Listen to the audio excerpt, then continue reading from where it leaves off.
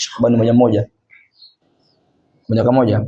Inshallah kila mmoja amombe Mwenyezi Mungu Subhanahu wa Ta'ala amfungulie milango ya elimu. Mwenyezi Mungu inshallah tupe subira katika utafutaji wa elimu, lakini vile vile Mwenyezi Mungu Subhanahu wa Ta'ala awasamehe wazazi wetu walitangulia mbele za haki, awarehemu mashekhe zetu mbalimbali, walimu zetu mbalimbali ambao waliofanya jitihada kubwa sana katika dini, lakini vile vile tumuombe Allah Subhanahu wa Ta'ala akidumishe kituo chetu hichi kiwe kituo cha khair na baraka, na yapatikane manufaa zaidi kwa niaba ya dini ya Uislamu, lakini vile vile na kwa niaba ya watu kuweza kumjua Allah Subhanahu wa Ta'ala kupitia kituo hichi. Lakini vile vile Mwenyezi Mungu Subhanahu wa Ta'ala atupe subira katika utafutaji wa elimu. Mwenyezi Mungu Subhanahu wa Ta'ala amfungulie shekhe wetu, amuondoshee kila aina ya mitihani, kila aina ya ugumu, kila aina ya njia ngumu.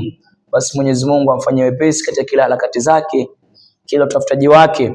Lakini vile vile Mwenyezi Mungu Subhanahu wa Ta'ala atukubalie ibada zetu, atukubalie funga zetu, atukubalie lolote tunalofanya khairati ndani ya Uislamu.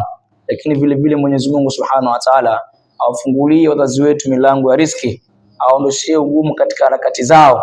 Kwa baraka ya dua hii na baraka ya adhkari hizi iwe ni sababu ya Mwenyezi Mungu Subhanahu wa Ta'ala kuweza kutuhurumia na kutupa yale yaliyokuwa ya manufaa na yaliyokuwa ya khairi ndani ya Uislamu na nje ya Uislamu. Lakini vile vile mwombe Mwenyezi Mungu Subhanahu wa Ta'ala atukubalie yale yote tunayoyafanya ya khairati na atupe pepo yake tukiwa pamoja na Bwana Mtume Muhammad sallallahu alaihi wasallam. Kila mmoja chini ya shaba.